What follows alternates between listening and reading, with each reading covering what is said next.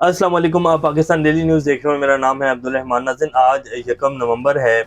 क्या पाकिस्तान में जी आइन मअतल हो चुका है? पीपल्स पार्टी के बड़े सीनियर रहनुमा वो करेंगे जी पाकिस्तान में आइन मअतल हो चुका है। जनरल बाजवा और जनरल फैज़ का एहतसाब होने जा रहा है। कौन है इस सब के पीछे? सुप्रीम कोर्ट में आज बड़ी अहम समाअत हुई फैज़ाबाद धरना केस को लेकर, और काजी फाइज ईसा साहब के जो रिमार्क्स आए हैं और जिस तरह वो भरम हो रहे थे अटॉर्नी जनरल साहब के ऊपर, और हुकूमत की जो फैक्ट फाइंडिंग कमेटी की रिपोर्ट पेश की गई आज, उसके ऊपर जिस तरह वो भरम हो रहे थे आपके सामने रखेंगे।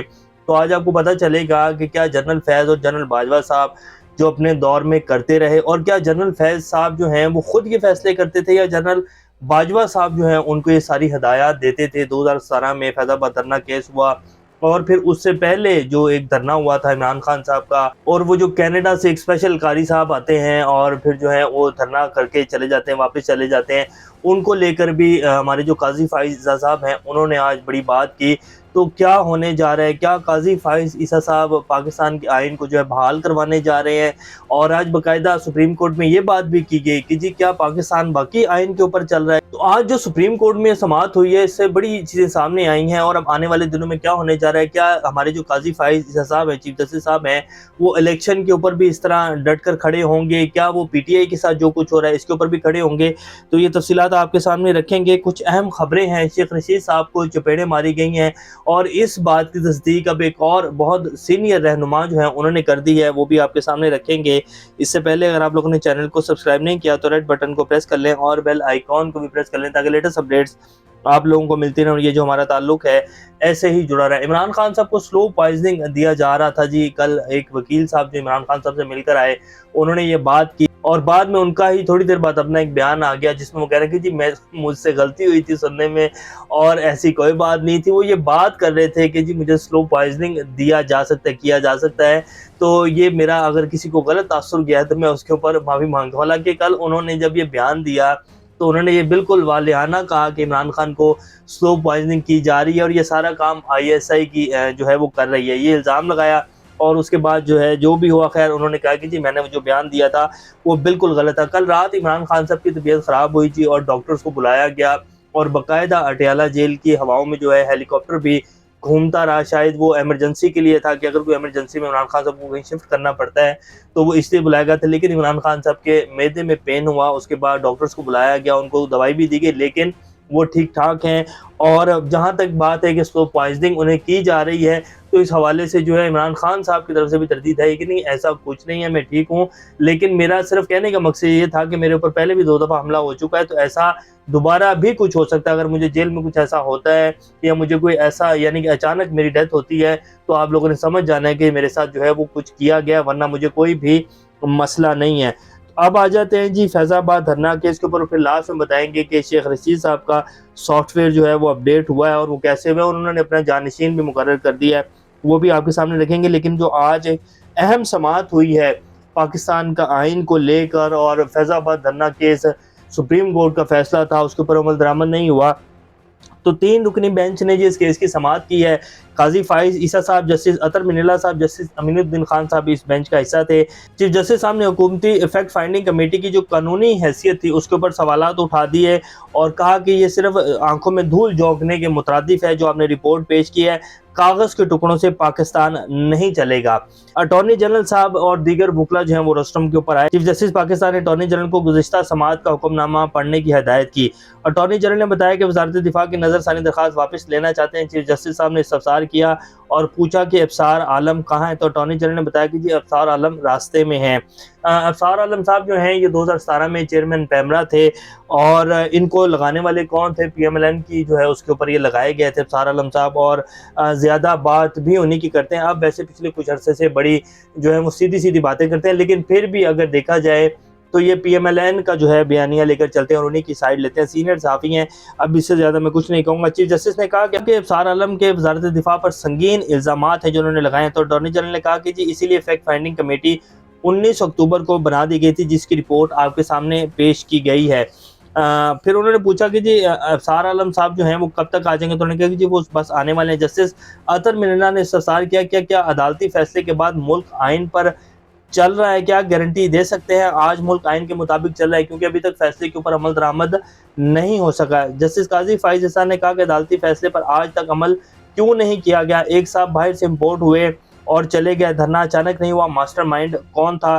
ابصار عالم صاحب نے اپنا آتی جو ہے وہ جواب جمع کروایا، جس میں انہوں نے کہا کہ جی جب میں 2017 میں چیئرمین پیمرا تھا اور یہ فیض آباد دھرنا چل رہا تھا تو جو ہمارے اس ٹائم کے ڈی جی آئی ایس ہی تھے جنرل فیض حمید صاحب، انہوں نے مجھے فون کر کے، ان کے جو آفس کے اٹینڈنٹ ہوتے ہیں انہوں نے مجھے فون کر کے ان کا پیغام دیا اور کہا کہ جی آپ 92 چینل کی کوریج ہے اس کو بند نہیں کریں گے اور اس کو چلنا دیں گے، اور باقی جو کچھ چینلز ہیں جن میں جیو ہے، ایک دو اور چینلز ہیں، ان کو بند کر دیا جائے۔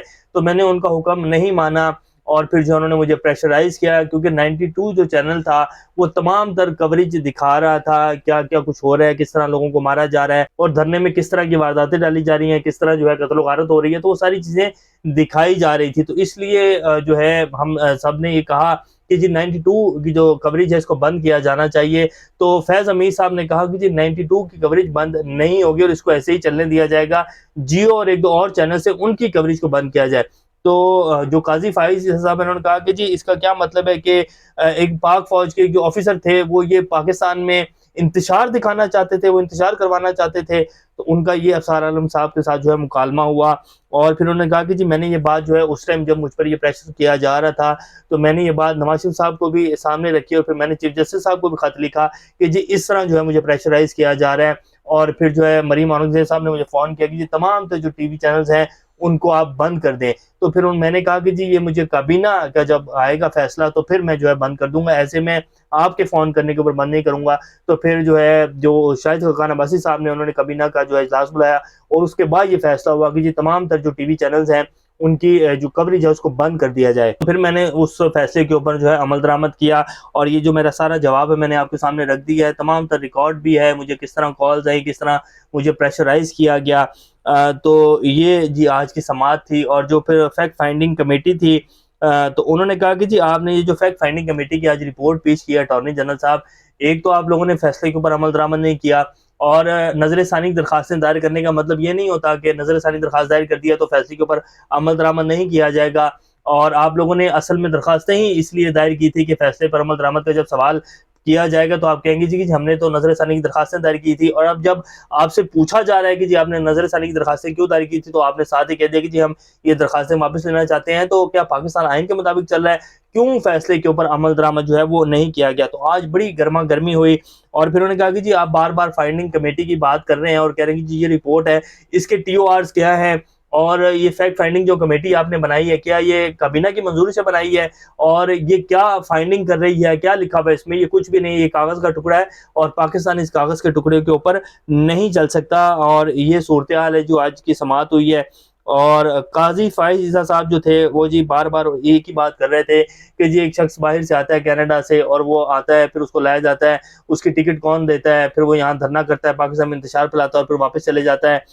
وہ بات کر رہے تھے بیسیکلی مولانا طاہر القادری صاحب کی، جنہوں نے عمران خان صاحب کے ساتھ بھی جو ہے وہ دھرنا کیا تھا، اور کینیڈا کا تو ذکر وہ اسی والے سے کر رہے تھے، پھر فیض آباد دھرنا بھی اسی میں جو ہے وہ بات ہو رہی تھی، تو وہ ان کا بھی جو ہے ریفرنس دے رہے تھے کہ یہ کیسے چل رہا ہے پاکستان، اب یہ ایسے نہیں ہوگا، اس سارے جو دھرنا ہوا، فیض آباد دھرنا ہوا، یہ ایسے پہلے جو دھرنے ہوئے ان کا ماسٹر مائنڈ کون تھا، اب ایسے نہیں چلے گا۔ تو قاضی فائز صاحب جو ان کے ساتھ معاملات ہوئے ہیں ان کے اوپر تو وہ نوٹس بھی لے رہے ہیں اور بات بھی کر رہے ہیں، حالانکہ پاکستان میں اور بھی بہت سارے معاملات ہو رہے ہیں۔ نواز شریف صاحب کی واپسی کو دیکھ لیں، کیا پاکستان کی عدالتوں کو اور پاکستان کے آئین کا مذاق نہیں بن رہا؟ تو یہاں آئین جو ہے وہ خاموش ہے، یہاں آئین کی دھجیاں نہیں اڑ رہی، وہ نظر نہیں آ رہا۔ پی ٹی آئی کے ساتھ جو پچھلے 16 ماہ میں ہوا اس کے اوپر بھی کوئی ایکشن نہیں ہوا، کس طرح ماؤں بہنوں کی جو عزت انعام کی گئی، کس طرح لوگوں کے گھروں میں گھسا گیا، چادر چار دیواری کا تقدس پامال کیا گیا، پی ٹی آئی پوری جماعت کے ساتھ جو سلوک روا رکھا جا رہا ہے، کس طرح لوگوں کو غائب کیا جا رہا ہے، کس قانون کے تحت عدالت ضمانت دیتی ہے اور بعد میں دوبارہ لوگوں کو اریسٹ کر لیا جاتا ہے، تو یہاں آئین معطل ہوتا ہوا یا یہاں آئین کی دھجیاں اڑتی ہوئی نظر نہیں آ رہی ہماری اعلیٰ عدلیہ کو۔ اور پھر جو سپریم کورٹ کا فیصلہ تھا 90 دن کا، اس کے اوپر عمل درآمد کیوں نہیں ہوا؟ کیوں پنجاب اور کے پی کے میں الیکشن نہیں کروائے گئے؟ اس کے اوپر کسی کو سزا ہوئی، اس کے اوپر آئین کی دھجیاں نہیں اڑ رہی، تو وہ بھی نظر نہیں آ رہا۔ پھر پی ڈی ایم نے کس طرح سپریم کورٹ کے اوپر چڑھائی کی، جو ہمارے سابقہ چیف جسٹس عمر عطا بندیال صاحب، قاضی فائز عیسیٰ صاحب کو بہت اچھے سے پتا ہوگا، یہ تو بھی 2-3-4 ماہ پہلے کی بات ہے کہ پی ڈی ایم نے چڑھائی کر دی تھی کہ الیکشن نہ ہو 90 دن کے اندر اور فیصلہ نہ ہے سپریم کورٹ کا۔ اس کے اوپر جب آئین کی دھجیاں اڑی یا سپریم کورٹ کی جب دھجیاں اڑائی گئیں اور مولانا فضل الرحمان صاحب جو ہے قافلہ لے کے سپریم کورٹ میں اور ریڈ ایریا میں گھس گئے، تو نہیں پوچھا گیا کہ جی ان کو کس نے آنے کی اجازت دی تھی. تو یہ ساری چیزیں ہیں. تو آئین کی دھجیاں تو جی ہر روز اڑ رہی ہیں، ہر مہینے ہر ہفتے اڑ رہی ہیں. اب کسی کیس کو جو ہے وہ دیکھ کر جو ہے کہا جائے کہ جی آئین معطل ہو رہا ہے، تو یہ تو پاکستان میں آئین تو بس معطل ہی چل رہا ہے. جیسے کہ جو پیپلز پارٹی کے سندھ کے صدر ہیں نثار کھوڑا صاحب، وہ کہہ رہے ہیں کہ جی آئین جو ہے وہ غیر اعلانیہ طور کے اوپر معطل ہے، اور جب تک الیکشن کمیشن حتمی تاریخ کا اعلان نہیں کر دیتا الیکشنز کی، تب تک ہم یہی سمجھیں گے کہ الیکشن جو ہے وہ نہیں ہو رہے ہیں. کچھ بھی ہو سکتا ہے پاکستان میں. اور باقی رہ گی بات کہ آئین پاکستان میں معطل ہو رہا ہے، تو یہ تو جی بس یہ آپ کو ہمیں دکھانے کے لیے کہا جاتا ہے، ڈائلاگ بولے جاتے ہیں کہ پاکستان کے آئین کے تحت چل رہا ہے. آپ بھی جانتے ہیں، سب جانتے ہیں، پاکستان کے جتنے بھی اسٹیک ہولڈرز ہیں، جتنے ادارے ہیں، کہ پاکستان میں کون سا آئین چل رہا ہے اور کون سا قانون چل رہا ہے. اللہ پاکستان کامیاب ناصر. ابھی تک کے لیے اتنا. اپنا اور کا خیال رکھیے گا. اللہ حافظ.